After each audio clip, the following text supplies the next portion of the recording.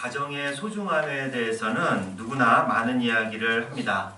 이 가정이 작은 천국이라는 말도 많이 하지만 실제 그렇게 행복한 가정은 드문 것 같습니다. 오히려 가정 또는 가족 하면은 한숨이 나오고 또 힘들어하고 이 가슴 아파하는 분들이 또 많이 있습니다. 이 가족마다 비하인드 스토리가 있고 또 사연들이 많이 있어서 남들이 들으면 큰일 날 일들이 제법 많은 것을 봅니다. 또 심지어 이 가족에 대해서 서로 미워하고 또 용서하지 못하고 증오하는 분들도 많이 있습니다. 미워하는 것까지는 아니더라 하더라도 서로에 대해서 또 포기하고 무관심한 가정도 많이 있죠. 부끄럽지만 저도 그렇습니다. 이제 지금은 돌아가셨지만 저희 부모님과 형님에게도 그러했습니다. 신경숙 작가가 쓴 엄마를 부탁해 라는 소설이 있습니다. 엄마를 서울역에서 잃어버렸는데 엄마를 찾으러 다니며 엄마에 대한 기억을 기록한 소설입니다. 거기에 엄마에 대해 이야기하면서 이런 표현을 합니다. 감추어둔 주머니 속에 송곳이 튀어나와 너희의 손등을 찍어내리는 것 같다 라는 표현입니다. 이 엄마에 대한 기억이 그리고 아빠에 대한 기억이 이 가족에 대한 기억이 마치 주머니 속에 숨겨둔 송곳에 찔리는 것과 같다는 뜻입니다. 작가가 의미하는 송곳은 여러 가지 의미가 있겠지만 저는 감출 수 없는 아픔 또는 상처라는 의미로 받아들였습니다. 숨기고 싶어서 주머니 속에 넣어두었지만 결국 숨겨지지 않고 비집고 나와 내 손등을 찌르는 송곳. 가족에 대한 기억이 그런 송곳과 같은 아픔이라니 얼마나 비참한 일입니까? 숨기고 싶고 그러나 숨겨지지 않고 송곳처럼 옷을 뚫고 나와서 나를 찌르는 가족 이야기. 가장 많이 사랑하고 또 가장 많이 이해하고 무엇이든지 다 받아들인다는 가족 이야기는 내 실제 생활과는 거리가 좀 멀어 보이는 것도 사실입니다. 오늘 설교는 조금 우울하게 시작을 했지만 오늘 성경 본문은 전혀 그렇지 않습니다. 사실 오늘 성경 말씀은 아주 감동적인 부분입니다. 가족 간의 화해와 용서가 일어나는 이야기이기 때문입니다. 그러나 화해와 용서가 이루어지기까지 특히 요셉에게 일어난 일은 정말 힘든 과정이었습니다. 요셉은 어려서부터 10명의 형들에게 미움을 받았어요. 아버지가 요셉만 편애했기 때문입니다. 그렇지만 요셉도 약간 철이 없기도 했습니다. 형들이 잘못할 때마다 그것을 일일이 아버지에게 가서 일러 바쳤기 때문이죠. 이렇게 미움을 받던 요셉은 17이라는 어린 나이에 노예로 팔려갑니다. 그것도 바로 형들에 의해서 말이죠. 그러나 죽지 않은 것만으로도 다행이었어요. 처음에는 형들이 요셉을 죽이려 했기 때문입니다. 이렇게 애굽의 노예로 팔려온 요셉이 있지만 하나님이 함께 하시기에 맡겨진 일을 척척 잘했고 하는 일마다 복을 받았습니다. 그래서 요셉은 그 주인에게 사랑을 받으며 신임을 얻을 수 있었습니다. 그러나 이것도 잠깐이었습니다. 곧 감옥에 가야 했기 때문이죠. 요셉은 용모가 준수했는데 이런 요셉을 여주인이 유혹했지만 요셉은 이에 넘어가지 않았습니다. 그 대가로 요셉은 누명을 쓰고 감옥에 가야 했죠. 노예가 된 것도 억울한데 이제 죄수까지 되다니 그의 분노와 절망 또한 형제들에 대한 미움은 미루어 짐작할 만합니다. 그럼에도 요셉은 감옥에서도 열심히 일합니다. 하나님께서도 그를 버려두지 않으시고 감옥에서 바로의 신하를 만나 그들의 꿈을 풀이하게 하십니다. 그리고 이를 계기로 바로의 꿈을 해석하여 바로에게 인정을 받고 총리로 발탁이 됩니다. 그가 30세 되던 해였어요. 정말 꿈만 같은 일이었습니다. 가나안이라는 변방에서 태어나고 노예였고 죄수였던 요셉이 애굽이라는 강대국의 제2인자가 된 것은 정말 기적이었습니다. 오늘날로 치면 우리의 한국에서 태어난 사람이 미국에서 부통령이나 국무장관이 된 것과 마찬가지입니다. 이런 과정에서 그가 형들을 잊을 수 있겠습니까? 자기를 죽이려고 했고 노예로 팔았던 형들을 요셉이 어떻게 다 잊고 용서할 수 있단 말입니까? 어느 날 기근으로 양식이 없자 형들이 양식을 구하기 위해서 애굽으로 왔습니다. 요셉은 형들을 단박에 알아봤지만 형들은 요셉을 알아볼 리 없었습니다. 요셉은 다소 심술궂게 형들을 시험했습니다. 형들을 정탐꾼으로 몰면서 시므온을 볼모로 잡기로 했고 자신의 은잔을 베냐민 자루에 몰래 넣어두고 도둑으로 몰기도 했습니다. 바로 오늘 말씀은 여기서 이어지는데 요셉은 자신이 누구인지 형들에게 밝히고 형들을 용서하는 부분입니다.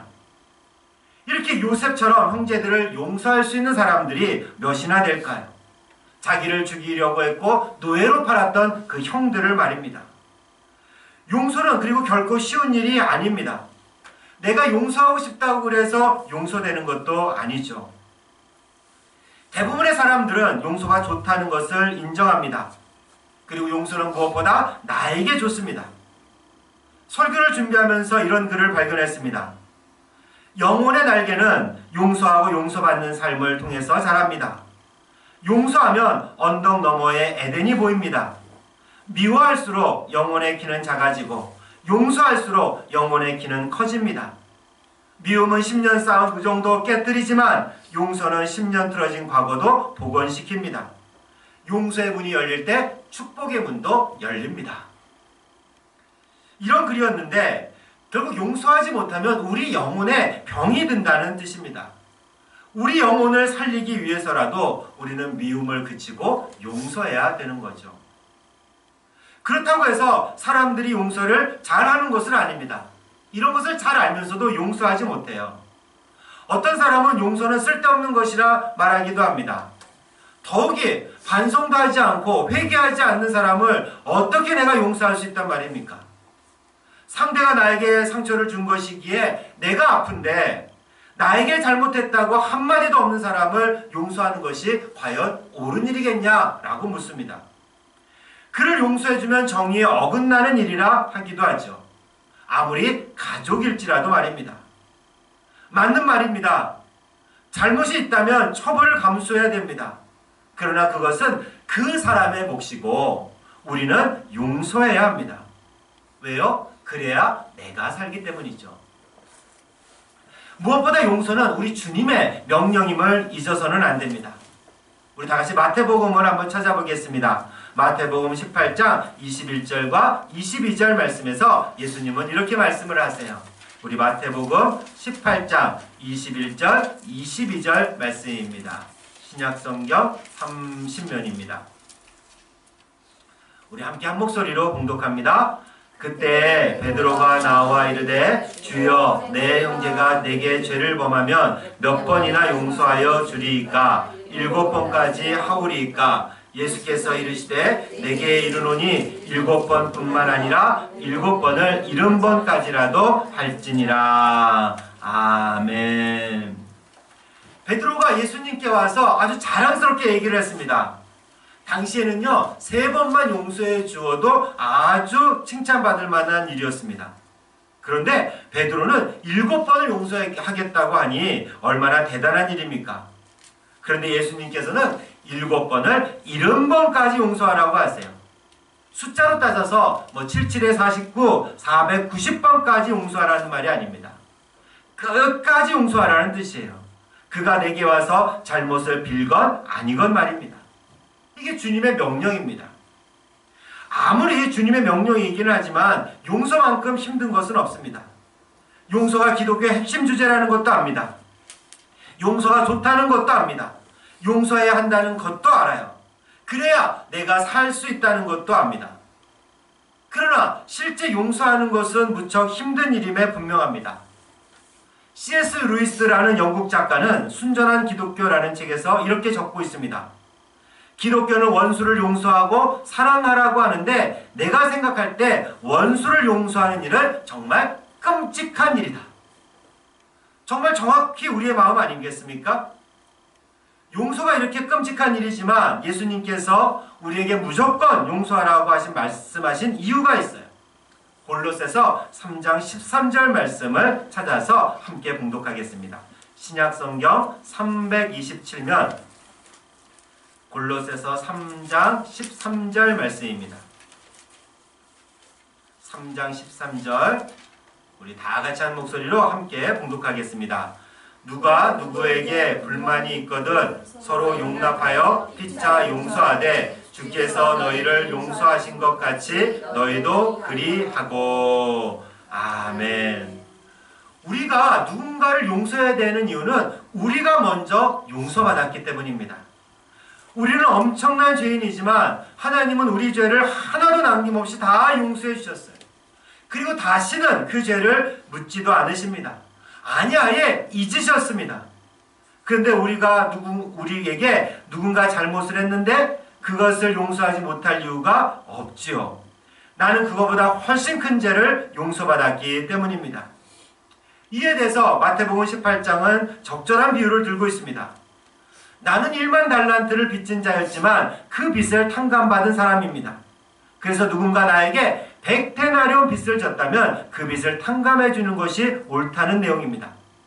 1만 달란트는 오늘날 돈으로 환산하면 약 4조 원이 넘는 엄청난 돈이라고 합니다.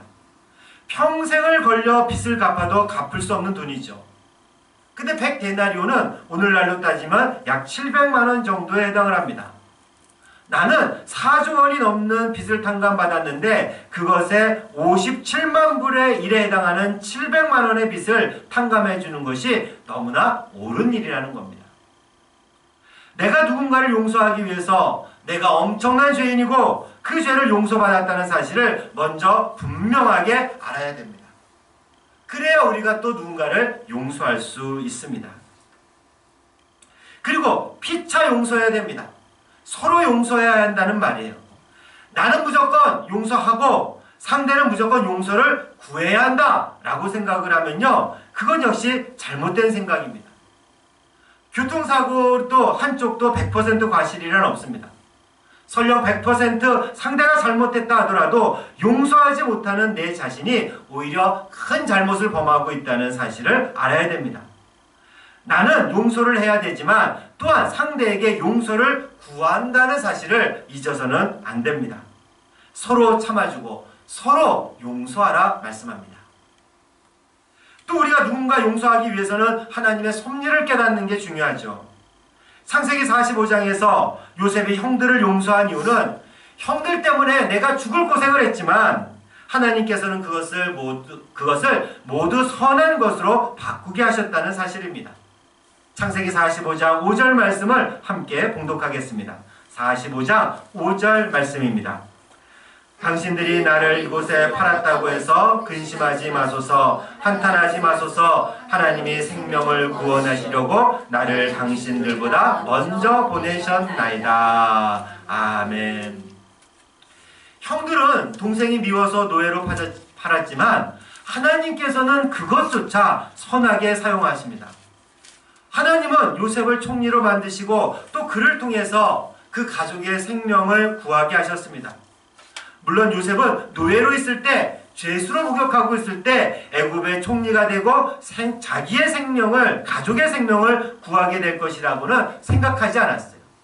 당연히 그것이 요셉의 비전도 아니었습니다. 그러나 이제 그는 하나님의 뜻을 깨닫게 됩니다. 나를 통해서 가족의 생명을 구원하시려는 하나님의 큰 섭리를 알게 되죠. 그러면서 그는 형제들을 용서했다고 생각했을지도 모릅니다. 나아가 요셉은 더욱 적극적으로 가족을 돌보고자 합니다. 용서했으니 이제 끝이 아니었습니다. 기근으로부터 가족을 보살피기 위해 아버지를 비롯해 가족 모두를 애굽으로 데려옵니다. 지금까지 살펴본 바와 같이 용서의 가장 중요한 것은 아는 겁니다. 용서의 필요성을 알고요, 용서의 당위성, 용서의 유익함을 아는 것, 나아가 내가 큰 죄인이라는 것을 아는 것, 도저히 용서받을 수 없는 죄인인데 용서받았다는 것을 아는 것, 그리고 하나님의 섭리를 깨닫는 것이 용서의 중요한 요소입니다. 물론 여기서 아는 것이란 단순한 지식적인 알미 아니에요. 강의를 듣거나 책을 읽어서 지식을 습득한 듯이 안다는 의미가 아닙니다. 하나님의 은혜가 필요한 일이고 하나님이 알려주지 않으면 우리는 결코 알 수가 없습니다. 이렇게 우리가 하나님의 은혜를 통해서 하나님의 용서를 체험하고 하나님의 섭리를 이해할 때 우리는 용서할 수 있다고 생각을 합니다.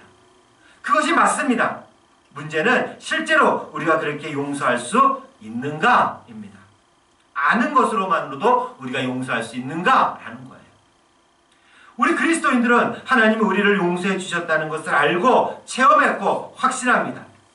나에게 이렇게 어려운 고난을 주시지만 이 모든 것이 합력하여 선을 이루리라고 믿고 있습니다. 이런 믿음 가운데서 용서가 저절로 됩니까? 그리고 내가 용서하지 않는다면 아직 이 상황에 대해서 하나님의 섭리를 깨닫지 못하기 때문이겠습니까? 또는 내 믿음이 부족해서, 사랑이 부족해서 라며 자신을 자책하시겠습니까?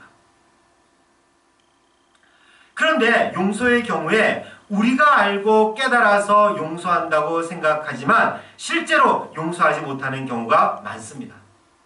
적어도 그를 이해하고 그 상황을 이해하면 그럴 수밖에 없겠구나, 내가 용서해야 되겠구나 라고 생각을 합니다. 때로는 불쌍해 보이기도 합니다. 나아가 하나님의 선하신 뜻을 깨닫기도 합니다. 나를 더욱 강하게 하시려는 하나님의 의도가 있음을 믿어 의심하지 않습니다. 이런 상태가 되면 우리는 그를 용서했다고 생각을 합니다. 그러나 용서가 아닐 경우가 많습니다. 왜냐하면 그를 보면 다시 분노가 끓어오르고 내가 당한 것이 억울하고 저 사람 때문에 내가 이 고생을 했어 라고 원망을 하기도 하기 때문이죠. 내가 저 사람을 용서하지만 이제 다시는 안 보리라 하고 다짐을 합니다. 보면 옛날 생각이 나니까요. 근데 그게 가족이어 보세요. 얼마나 힘들겠습니까? 더 힘든 일입니다. 이것은 용서했다고 생각하지만 용서가 아닙니다. 이해는 했지만 용서한 것이 아니에요. 용서는 빚을 다 청산하고 관계를 회복하는 것이기 때문입니다. 그래서 하나님께서는 우리를 용서해 주셨을 때 우리의 모든 죄를 기억하지 않으십니다. 또한 당신과 자유로운 교제를 허락하시죠. 다른 사람의 도움을 받지 않고 직접 하나님께 나와 사귈 수 있게 하셨습니다. 이를 우리가 용서라는 거, 우리가 하는 용서와 비교해 보십시오. 다르지 않습니까? 그렇게 우리가 용서라고 믿었던 대부분의 경우에 사실 이렇게 말하는 것이 더 옳습니다. 그것은 이해한 거지 용서한 것이 아니다 라고 말입니다. 이해하는 것이, 아는 것이, 깨달은 것이 용서는 아니에요. 아는 것이 서운함을 잊게 하고 우리 감정을 털어내지도 못하고 관계를 회복시켜주지 않기 때문입니다. 심지어 우리가 하나님의 뜻을 안다 하더라도 말입니다. 하나님의 뜻이 분명하지만 여전히 용서하지 못하는 분들을 보게 됩니다. 이게 현실이에요. 그럼 어떻게 해야지 이해의 차원을 넘어서 용서의 길로 갈 수 있을까요? 창세기 45장 14절과 15절 말씀을 함께 봉독하겠습니다. 14절과 15절 말씀입니다. 자기 아우 베냐민의 목을 안고 우니 베냐민도 요셉의 목을 안고 우니라. 요셉이 또 형들과 입맞추며 안고 우니 형제들이 그제서야 요셉과 말하니라. 아멘. 요셉의 형들이 먼저 요셉에게 용서를 구한 것도 아닙니다. 요셉은 하나님의 위대한 섭리를 깨달았습니다. 근데 요셉은 여기서 그치지 않았어요. 그래서 그렇게 용서하고 잘 먹고 잘 살았다라고 하면서 성경은 끝나지 않습니다. 요셉은 형들을 마주대하고 울었습니다. 진정한 용서, 진정한 화해의 순간입니다. 단순히 이해하는 차원에서 머물면 진정한 용서가 되지 않습니다. 그러나 상대와 마주대하고 눈물을 흘릴 수 있을 때 우리는 진정한 용서와 화해에 이를 수 있습니다. 모든 감정을 털어내는 거죠. 그러나 문제가 있어요. 마주 대하기만 하면 눈물이 납니까? 용서해야지 하는 마음으로 만났다가 나도 모르게 무뚝뚝하게 말하다가 더 싸움만 커질 때가 있어요. 또 억지로 눈물을 흘릴 수 있습니까? 할 수는 있겠죠. 그러나 용서는 안 됩니다. 그 사람과 그 상황을 이해하고 하나님의 섭리를 깨닫고 또 그 사람을 마주대하고 내 손을 내밀어 상대의 손을 잡아보십시오. 그때 용서가 된다면 내 뜻과 내 의지와 상관없이 용서가 되는 겁니다. 오직 성령님의 역사이기 때문이죠. 나는 용서하지 못하지만 말씀에 순종하여 먼저 손을 내밀어 마주 잡을 때 용서가 된다면 그것은 바로 성령님이 역사하시기 때문입니다. 성령님이 역사하시면 용서가 되고 때로 눈물이 흐르기도 하면서 묵은 감정도 다 씻기게 되는 거죠. 제가 성경 공부를 인도할 때면은 종종 하는 이야기가 있습니다. 선한목자교회 유기성 목사님 책에 나오는 대목인데 한 아이가 어렸을 때 부모를 여의고 고모 손에서 자라게 됩니다. 그런데 고모와 늘 사이가 좋지 않았습니다. 미워하고 싫어했죠. 감사하게도 이 아이가 교회에 다니기 시작했습니다. 그러면서 이 아이는 조금씩 변했습니다. 그럼에도 사랑하고 용서하는 일은 결코 쉽지가 않았습니다. 특히 고모를 용서하는 일을 말입니다. 용서하고 사랑하고 싶지만 마음대로 되지 않았어요. 어느 날 이 아이는 집으로 가면서 고모를 사랑하고 용서하기로 마음을 먹습니다. 그때 이렇게 기도하죠. 하나님, 제 힘으로 할 수 없습니다. 제 안에 계신 성령님께서 고모를 만나주세요.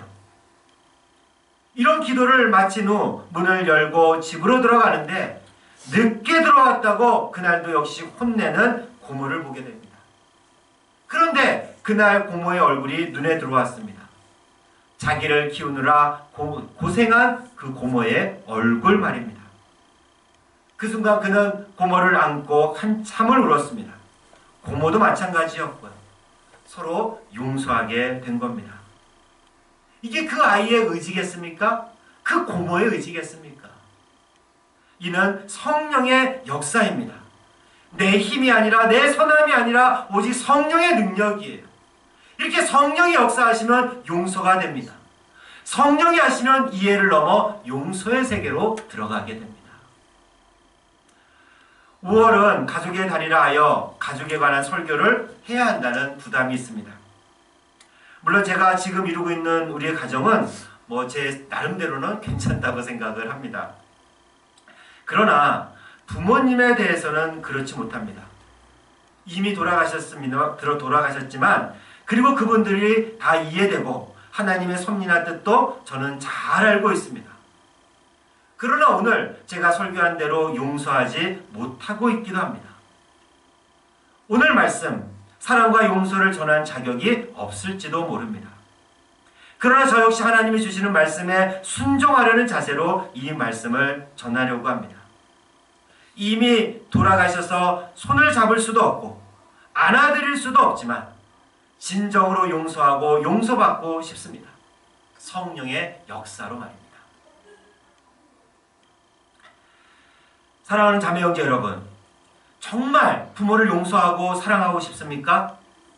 하나님 말씀에 순종하여 자녀를 용서하고 싶습니까? 그럼 성령의 역사를 구하십시오. 내 힘이 아니라 성령님께 의지하여 아무쪼록 빠른 시일 내에 마주보고 그 손을 잡아보시기 바랍니다. 안아주시면 더 좋겠죠. 그래서 부모와 자녀가 이해를 넘어 서로 용서하고 온전한 화해를 이루는 여러분과 제가 되기를 주님의 이름으로 축원합니다.